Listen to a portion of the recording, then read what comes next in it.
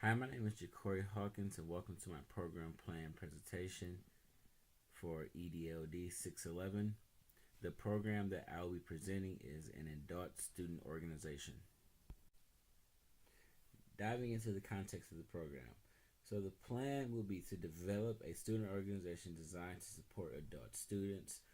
One of the reasons I came up with this is because normally on university campuses or college campuses, student organizations are focused on traditional age college students. So student organizations come with a whole host of benefits that adult learners could learn from. The purpose of the program of the organization would be to increase retention, graduation rates, sense of belonging, and networking opportunities for the adult learners within the organization. These are the type of benefits that one can gain from being a part of a student organization. So that would be the main purpose of the program itself. The type of events we would be looking to create within the organization would be events centered around time management, networking, getting acclimated to campus, resume building, and more. Understanding that our adult learners come in with a whole host of backgrounds, from those entering the professional field to those switching in the professional field. I chose to create events focuses that could benefit a whole host of people. Some of the literature support that goes along with the context and the purpose of this organization come from Aston, 1999. He mentioned that peers can influence energy to academic work, and also students who are greatly involved have greater student learning and personal development. So basically, we'll get the opportunity to get adult learners involved on campus, and they will have more peers that they can learn from and to motivate them. Also, Ross Gordon, 2011, showed that 56% of students over the age 24 consider themselves to be workers first, and those students were less likely to graduate in 6 years. So understanding that if students had an organization that could view themselves as students first as well, and that could help to negate that feeling and to negate that graduation rate. David Green discussed the importance of organizing, and Strayhorn discussed the importance of a sense of belonging and its relation to higher grades, retention, and satisfaction, and among other things. Now we'll go into the program objective. So as I discussed in the previous slides, the objective of this organization will be to increase degree attainment, retention rates, and sense of belonging. As I touched on in the literature review, being a part of a student organization can benefit students in all of those areas. Some of the goals that aren't the main focus and won't be as highly assessed or measured would be an increase in time management, teamwork, and other personal development qualities such as leadership and things like that. The goals would be fluid based upon the students in the organization at the time, understanding that adult learners come with a variety of things that they have to deal with. So we don't want to just narrow it down to one focus. And another foundational goal and objective of this organization would be to give the adult learners a unified voice on the campus that they are at, understanding that sometimes they are not a high number of students there, so their voices aren't as heard. So if they have one way to come together and unite, they can let their complaints be known and let the things that they want to have be known as well. Moving on to the audience.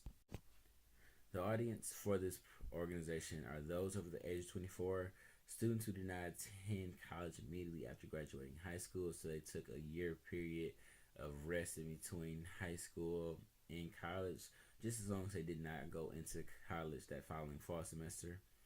Students who have a dependent, single parents, working full time, financially independent from their parents, or GED recipients. These are the characteristics that usually describe adult students. And of course, we would not just leave this as a cutoff period, but we will make it very fluid depending on the demographics of the university or the college that we are at. But I felt like these would be the best way to capture the most students and to get students interested in this organization that could possibly be a benefit to them. Moving on to the program support needed to make this organization a success. The program support needed for this organization is pretty simple and very comparable to any other student organization on campus. They would need a staff or faculty advisor to be there to assist them in all things when it comes to policies or hosting events, or just to be their main point person when it comes to questions that they need answered or to get resources that they need. Another big part of this organization will be partnerships with community resources, local businesses, and community stakeholders, realizing that our adult learners come with a unique set of problems that a traditional age college student might not need. The more partnerships that they have with the overall community, the better for the organization. And then just general student organization support from either the Office of Student Life or the campus student government. Whoever will be the main people over the student organizations, we would just need to make sure that they are supporting the organization, whether it be financially or simply helping them promote and get their name out there. Those would be the things that would help the program be most beneficial. Moving on to institutional plans and formats. So for the institutional plans and format, that would be based solely on the adult student participants. Since it's not a university program being hosted, but it is an actual student organization, it would be based solely upon what the participants in the organization would want. So just starting out, I would expect them to do monthly meetings so that they can still take care of their outside life and their academics and it not be too much of a time commitment. And then also they would utilize the Office of Student Life and Admissions to help with the recruitment as far as identifying adult students and using their servers and their systems to send out mass communications such as emails to them so that they can do that coupled with flyers on campus and things of that nature. Moving on to the evaluation plan. For the evaluation plans, the plan of action would be a comparison of degree attainment, a retention rates of members and non-members of the adult student organization, understanding that not 100% of adult student learners are going to join the organization, even though that would be nice. This would give us the opportunity to compare our students in the organization to the students not in the organization to see how many are on track for that graduation rate of 6 years and how many are being retained year to year. Understanding that retention rates can be low within the adult student learning community. And then also a survey to assess a sense of belonging within the adult students. We would do that both, once again, for people within the organization and people that's not in the organization. This, to me, would be the best way to know if the organization is meeting its goals. And if it's not meeting its goals, then at that point we would begin to discuss if something needs to change, what kind of designs need to change, and what kind of thinkings need to change to make sure that the organization is meeting its goals, whether that be more institutional support or just stronger goals and stronger programming. We will go from there. Moving on to the scheduling and staff needs. The scheduling and staff needs will be pretty simple for this organization. The staff needs are really simple. It's simply just a advisor for the organization, just because on most university campuses or most college campuses, an organization cannot exist without a faculty or staff advisor. So this would just be a point person, as I mentioned earlier, to ensure that the organization is doing things within policy, make sure they're running things correctly, and to assist them when it came to events, meetings, or if they had any troubles with anything. And then also just that simple general student organization support from the campus and not having them be underfunded or not getting the resources that any other organization would get.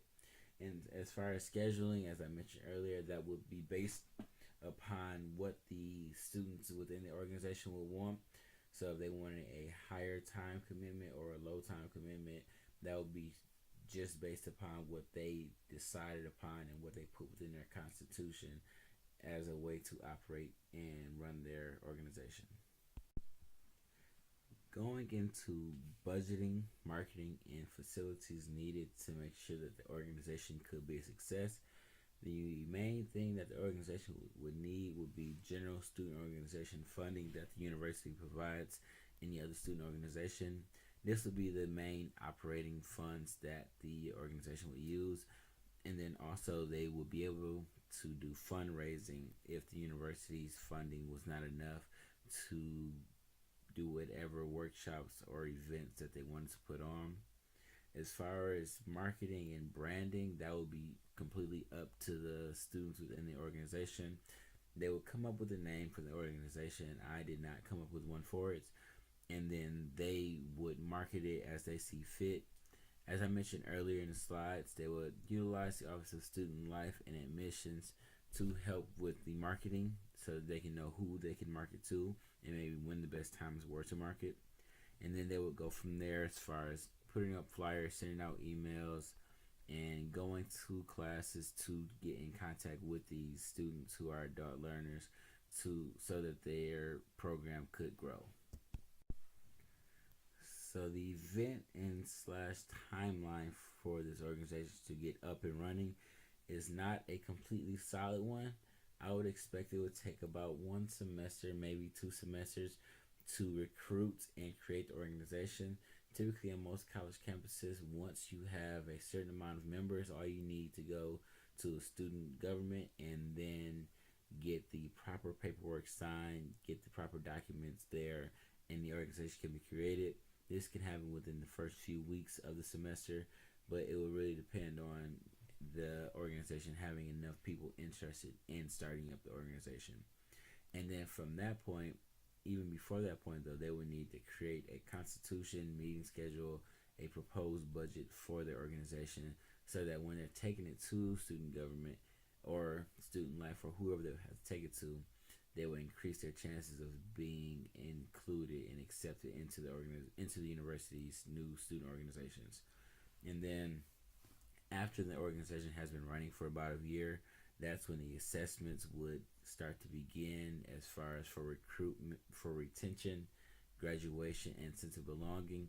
We will want to give them a good amount of time to actually be within the organization and not try to get this information shortly after starting the organization. If they are in the organization for about a year, that gives them time to benefit from it or not benefit from it, and then that will give us the best results for the organization. So, even though I was not able to find references that spoke directly to adult student organizations, I was able to find things that spoke to the different components of the adult student organization that I am planning to implement through this program plan presentation. As in student involvement, a developmental theory for higher education brought to light the importance of being involved on campus and all the different benefits that can come from that. Green D, against the tide, the role of adult student voice, student leadership, and student organization in social transformation, brought to light the importance of adults unifying and having their voice heard on college campuses. Ross Gordon's research on adult learners supporting the needs of a student population that is no longer traditional, brought to light the different components and different things and different barriers that affect adult learners, like them not viewing themselves as students first and how that can affect them in the long run. And then Strayhorn's assessing the relationship between well-being, sense of belonging, and confidence in the transition to college for Black male collegians, brought to light the importance of students having that sense of belonging, even though this program isn't focused on African American male students. It is still focused on a underserved population within the higher ed field, and so that's why I believe that this specific reference will still be of use. Thank you for taking the time to listen and watch my program plan presentation. I hope you enjoyed it.